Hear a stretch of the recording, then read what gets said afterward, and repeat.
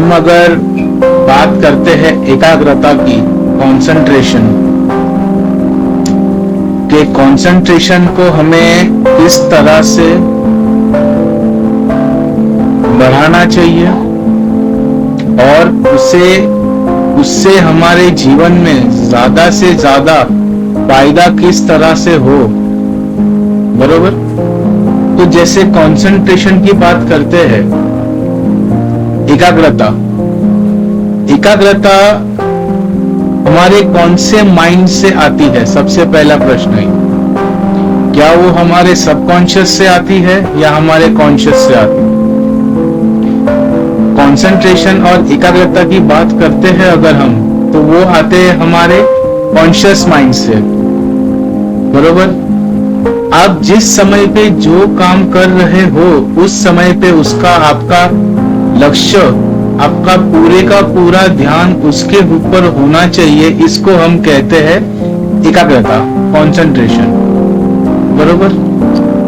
तो उस समय पे हमारा कौन सा ब्रेन इस्तेमाल होता है? हमारा माइंड होता है, कॉन्शियस माइंड होता है, हमारा मगज, सबसे बड़ा मगज, छोटा मगज नहीं, कॉन्शियस माइंड, बरोबर।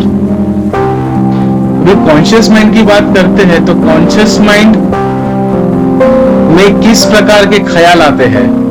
कौन से टेंस को लेके आते हैं? पास्ट टेंस को और फ्यूचर टेंस को लेके आते हैं। हम प्रेजेंट में हमारा कॉन्शियस माइंड बहुत ही कम रहता है।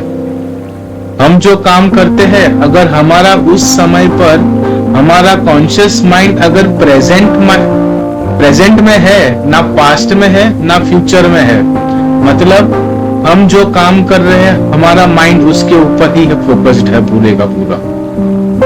लेकिन क्या होता है, एक माइंड मोस्ट ऑफ पास्ट में रहता है या प्रेजेंट में रहता है, और हम यहाँ पे हमारी बॉडी से एक्शन करते रहते हैं।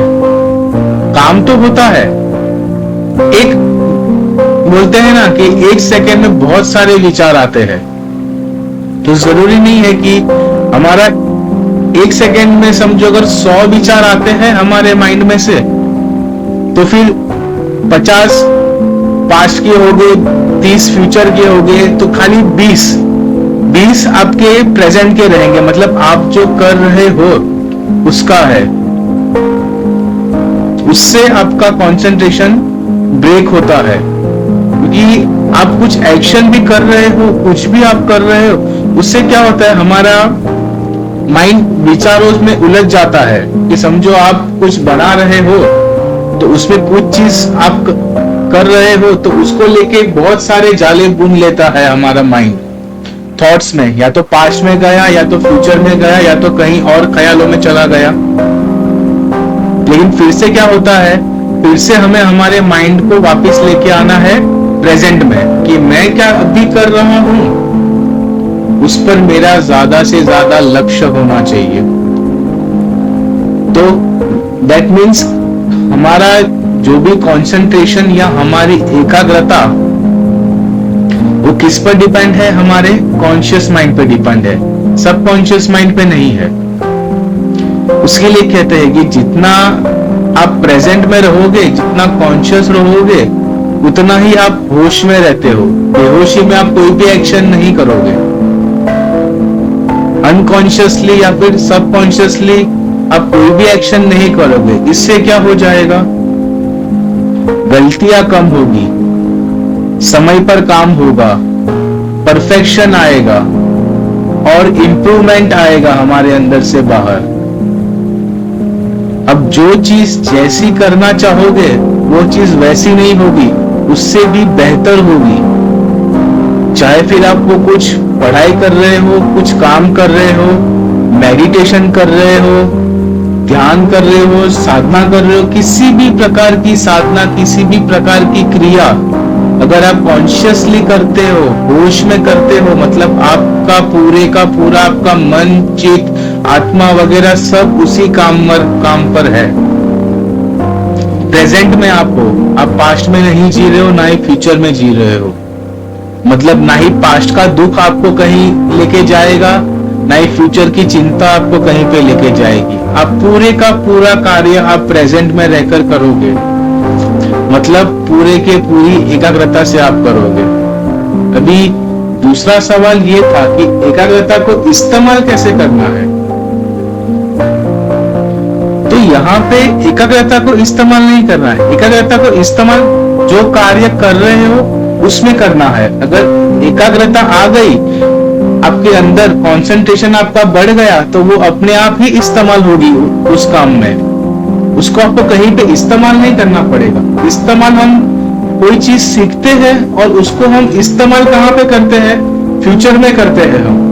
लेकिन जब कंसंट्रेशन प्रेजेंट में ही रहने का है, मतलब आप अपनी एकाग्रता को, अपने पूरे के पूरे कॉन्शियस माइंड को होशो हवस में एक ही जगह पर आप इस्तेमाल कर रहे हो, उसको ही कंसंट्रेशन, एकाग्रता, और वही एकाग्रता का पूर्ण इस्तेमाल हो जाएगा। उसको कहीं और इस्तेमाल नहीं करो। हाँ, उसके फायदे बहुत सारे हो गए आपको जीवन में। जैसे मैंने कहा कि आप जो भी कार्य एकाग्रता से कर रहे हो वो आपको फायदा ही देगी कि आप उसे अच्छे से करोगे, उसमें गलतियां नहीं होगी। तो बाद में नसीब की बात होती है, लेकिन जो बेसिक है, जो छोटी छोटी गलतियां हैं, वो नहीं होगी उसमें। उस तरह से आपने सीख लिया कंसंट्रेशन, एकाग्रता करना, मतलब आपने उसका फायदा उठाना ले लिया, उसे यूज करना भी सीख लिया आपने। चाहे फिर आप ध्यान भी करते हो, बेहोशी की हालत में ध्यान किया, तो उस ध्यान का क्या अर्थ हुआ?